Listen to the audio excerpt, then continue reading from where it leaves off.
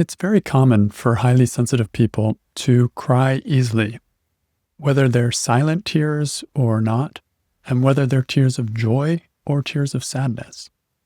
It's also possible that you may not cry easily as a highly sensitive person. I personally don't cry that often, but I feel deeply. And sometimes I notice just the tiniest watering of my eyes, or a lump in my throat or my chest. My grandmother was the same way. I think it's part of our family culture. There's a little bit of suppression of tears. And she actually told me that her mother cried very easily for joy or sadness. And she swore to herself that she would never do that. And so these kind of things can get passed on inside of a family.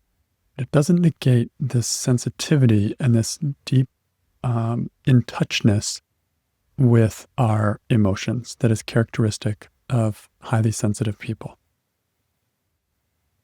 So let's look at a few of the kinds of moments that can move us as HSPs. And I separate them into two categories: positive, tender moments, and then ones that are more negative. And either one can bring us to tears. So as I read this list, just notice for yourself if this resonates for you. Do you find yourself doing this? Because these are the kinds of things that are typical that can move highly sensitive people to tears. We'll start with the positive ones. So these are often moments of connection or beauty or truth that spark a feeling of awe or love or tears of joy. For example, a child reaching for your hand with complete trust, or the sincerity in someone's eyes when they say thank you and really mean it, or a stranger offering a small kindness when they didn't have to, or seeing someone express vulnerability with courage, or the bittersweet beauty of a sunset or music that brings tears without knowing why, or hearing someone say exactly what your heart has always felt, or watching a character in a film experience healing or redemption or love, or witnessing someone's breakthrough, even if it's not your own, or quiet moments of stillness, like light filtering through leaves, or your pet sleeping next to you, or my favorite, every day when I sit to meditate, there are literally tears in my eyes when my heart begins to open and settle. Or acts of justice, or fairness, or humanity, someone speaking up for the voiceless. All of these can evoke tears in highly sensitive people. And so if you notice this, you're not alone. So let's turn to negative moments where there's maybe some subtle rejection involved or some disharmony, or situations that make us feel unseen or unsafe or overwhelmed. These too can bring up tears. And it's very natural for highly sensitive people to cry in situations like this. So again, listen and see if these resonate with you. Do you notice tears coming when these kinds of things come up? For example, a harsh tone that wasn't meant to hurt, but still lands like a blow. Or watching someone you love shut down emotionally and not knowing how to reach them. Or being misunderstood when you were trying to be kind or thoughtful. Or seeing someone in pain and feeling helpless to change it.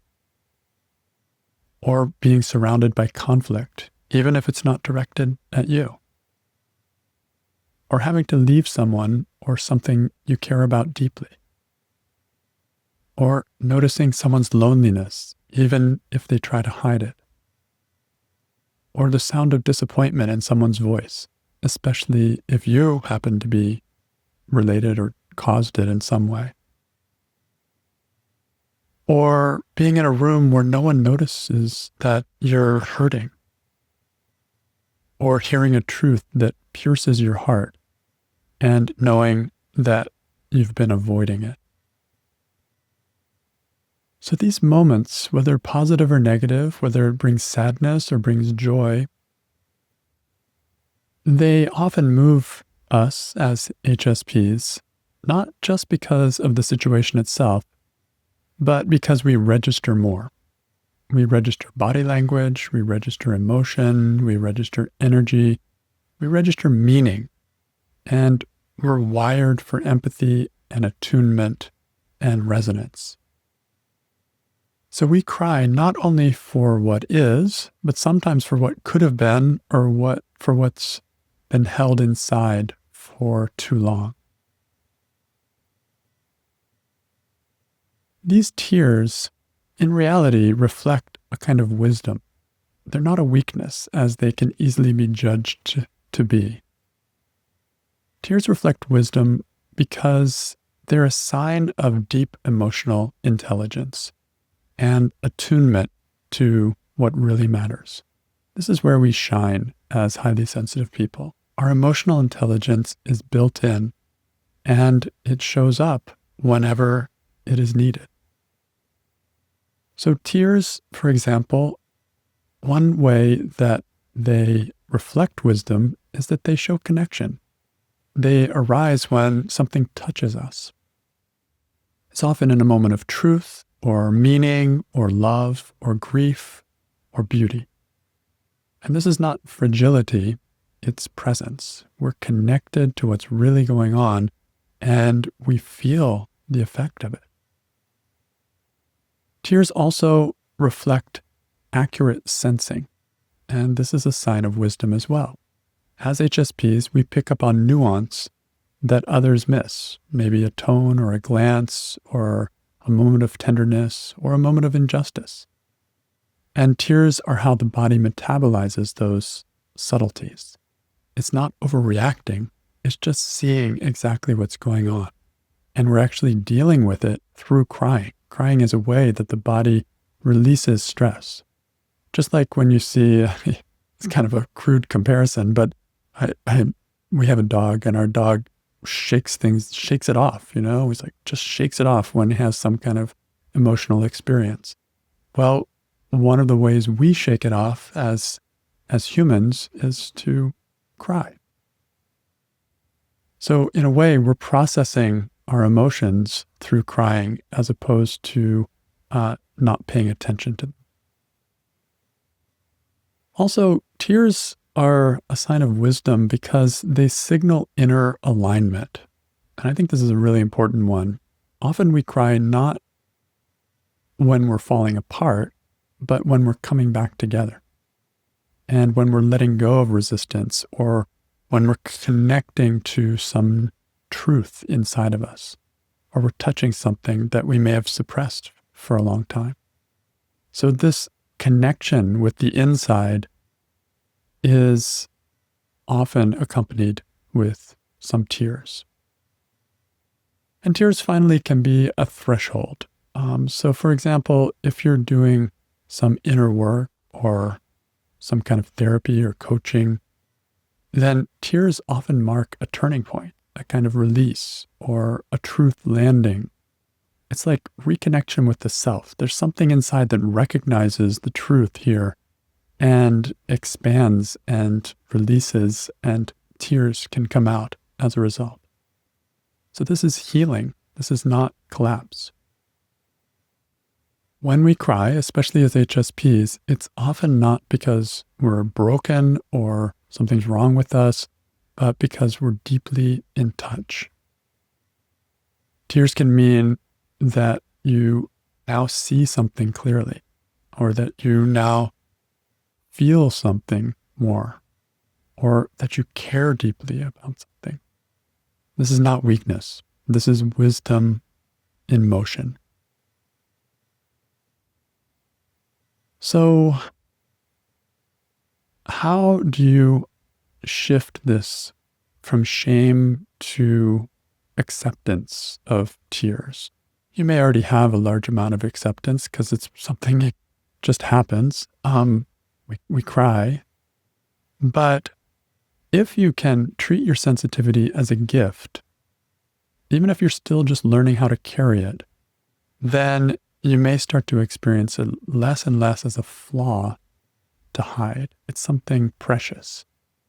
Instead of judging yourself for feeling deeply, why not get curious about what your emotions are actually pointing to, what they're asking you to honor and to protect, or even to express? Sensitivity is not something to toughen out of. It's something to grow into with self-respect, skill, and care. Just like a musician, when they tune their instrument, HSPs have to learn to tune.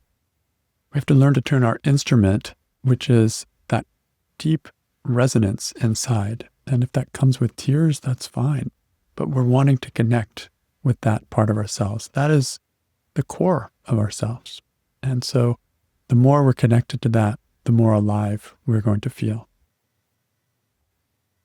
And I want to end with a few practical ways to handle or talk about tears around other people without apologizing. So you can sometimes say, just say something like, when something touches me, sometimes tears come out. That's just how I process. There's no apology in it. It's just a recognition of that's how I am. Or you can say, I'm okay. I'm just moved. These are good tears. It means it matters to me. Just a little acknowledgement, again, without shame. Or you can redirect the focus. Like, don't worry about me. I just feel things fully. So please continue. Or even ahead of time, you can say, I'm a highly sensitive person and tears might come, and that's just part of how I stay present. Internally, what's important is to see and to understand this is not a weakness, that these tears mean that you're in touch. And this is how truth moves in you. So there's nothing to be ashamed of when tears come. So instead of saying, sorry for crying, you can say something like, oh, thanks for being with me while this came up. It doesn't have to be something that you apologize for. Tears aren't something to fix or hide. They're a form of emotional honesty. And when you stay with yourself instead of shrinking, you model a new standard that it's safe and even beautiful to feel.